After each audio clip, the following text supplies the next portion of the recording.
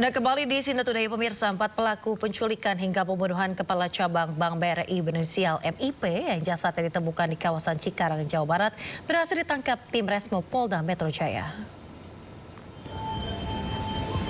Inilah wajah para pelaku yang berhasil ditangkap dan langsung ditahan di Polda Metro Jaya. 3 pelaku berinisial AT, RS, RAH ditangkap di kawasan Johar Baru, Jakarta Pusat. Sementara 1 pelaku berinisial RW diringkus di Bandara Nusa Tenggara Timur. Sebelumnya aksi keempatnya saat menculik korban sempat rekam kamera pengawas atau CCTV di salah satu pusat perbelanjaan di Pasar Rebo, Jakarta Timur menggunakan 1 unit mobil berwarna putih.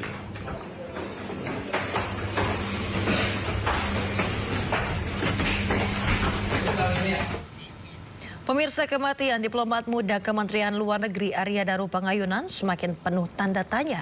Ya, fakta-fakta baru terungkap oleh keluarga yang meminta kasus ini tetap dilanjutkan. Pas Adip ini ditemukan meninggal, sempat nggak si istri ngecek lagi HP-nya barangkali berubah jadi masuk pesannya atau makan malah menghubungi nomornya. Ada sempat situ nggak? Ada, dia jadi sempat heran juga Mas ya. Jadi sekitar jam 10 itu dia melihat loh kok sudah sekitar jam 10 ya, itu sudah centang 2 gitu. Oke, nah, jam 10 pagi ya. Jam kan pagi ditemukan meninggal. Ya, Oke.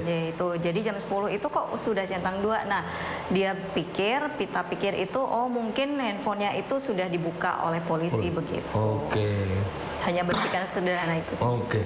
Nah, ternyata sampai sekarang buktinya malah belum ya? Malah nggak ada. Okay. Nah, selain HP, ada nggak? Kan biasanya zaman sekarang itu ada medsos dan sebagainya. Ada juga nggak yang tanda-tanda aneh medsosnya mungkin ini sudah orangnya meninggal tapi medsosnya kok aktif gitu? Oh iya ada Mas, ada itu juga? Instagram gitu. Jadi itu masih baru sekali ya Mas, sekitar 2-3 hari yang lalu gitu. Itu adik saya itu ngecek ngelihat ngelihat Instagramnya suaminya itu di DM-nya gitu. Dia kaget loh kok DM-nya aktif karena kan itu ada tandanya hijau itu ya Mas ya gitu kan.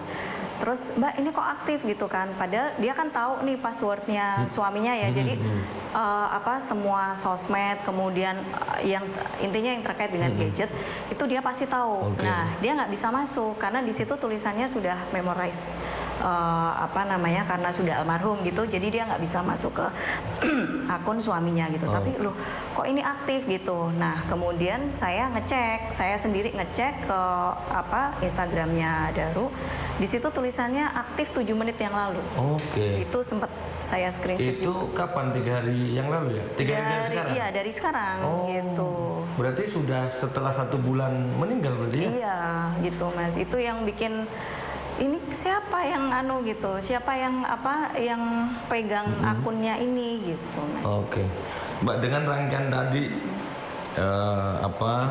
lampu kamar mandi yang bisa nyala tapi saat itu mati, terus menghubungi polisi tidak direspon, terus ya banyak hal-hal yang ini HP-nya yang orangnya sudah mati tapi orangnya sudah meninggal tapi ternyata tiba-tiba pesan yang sebelumnya centang 1 menjadi centang 2.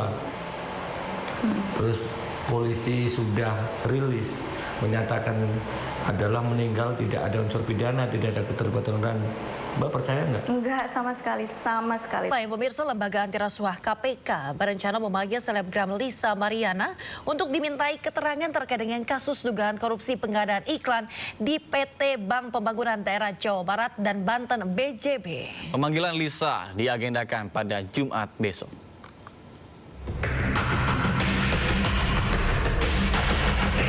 Juru bicara KPK Budi Prasetyo mengatakan pemanggilan Lisa Mariana sebagai saksi sangat dibutuhkan oleh penyidik dalam mengungkap perkara korupsi pengadaan iklan di PT Bank Pembangunan Daerah Jawa Barat dan Banten atau BJB. Budi menyebut KPK fokus mendalami aliran dana non-budgeter yang menjadi permasalahan di BJB. Diketahui KPK telah menetapkan 5 orang tersangka dalam perkara korupsi pengadaan iklan di BJB. Melihat konstruksi dari perkara di BJB ini kan terkait dengan pengadaan iklan ya, yang kemudian sebagian anggaran digunakan digunakan untuk dana non budgeter. Yang kemudian KPK terus mendalami dari dana non budgeter itu peruntukannya untuk apa, peruntukannya untuk siapa. Nah, itu yang oleh penyidik didalami dari keterangan-keterangan para saksi yang sudah dipanggil. Tentu pemanggilan yang bersangkutan nanti di hari Jumat sangat dibutuhkan, dan informasi-informasi yang nanti disampaikan oleh saksi tentu akan sangat membantu bagi penyidik untuk kemudian bisa mengungkap dan membuat terang perkara ini. Selain itu, KPK juga sudah menggeledah sejumlah lokasi, salah satunya rumah mantan Gubernur Jawa Barat, Ridwan Kamil. KPK menyebut dugaan korupsi yang berlangsung pada 2021 sampai 2023 telah merugikan negara sebesar 222 miliar rupiah. Tim Liputan iNews melaporkan.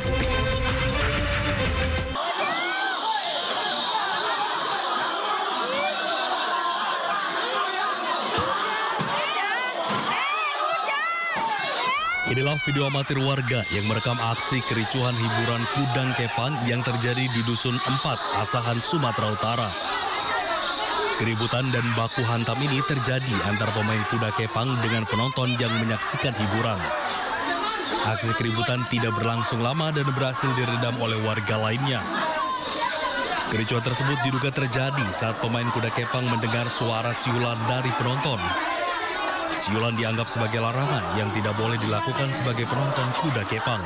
Terkait viralnya di media Facebook terjadinya kerusuhan antara pemain kuda kepang dan salah seorang masyarakat Desa Pasyaulu atas nama Rendra Irawan telah sepakat melakukan perdamaian dengan cara kekeluargaan. Atas kejadian tersebut, kedua belah pihak melakukan perdamaian secara kekeluargaan dan saling memaafkan untuk kebaikan bersama. Dari Asahan, Sumatera Utara, Ulil Amri, iNews melaporkan.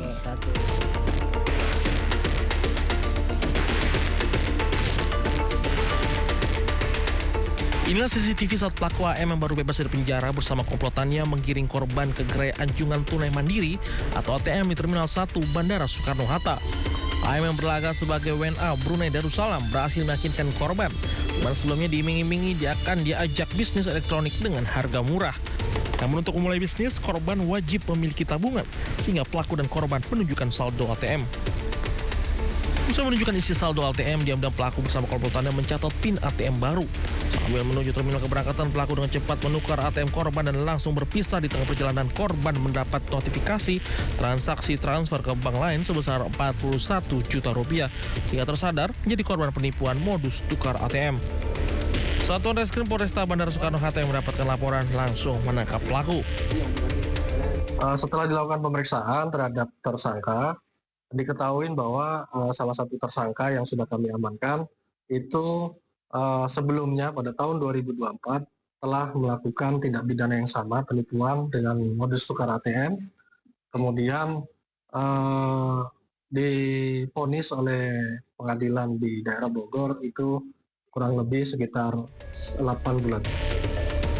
Polisi masih memburu pelaku lainnya, sementara AM dijerat pasal 378 tentang penipuan dan Undang-Undang ITE tentang transaksi elektronik, ancaman hukuman maksimal pidana 3 tahun penjara. Dari Tangerang, Banten, As Negara, iNews melaporkan.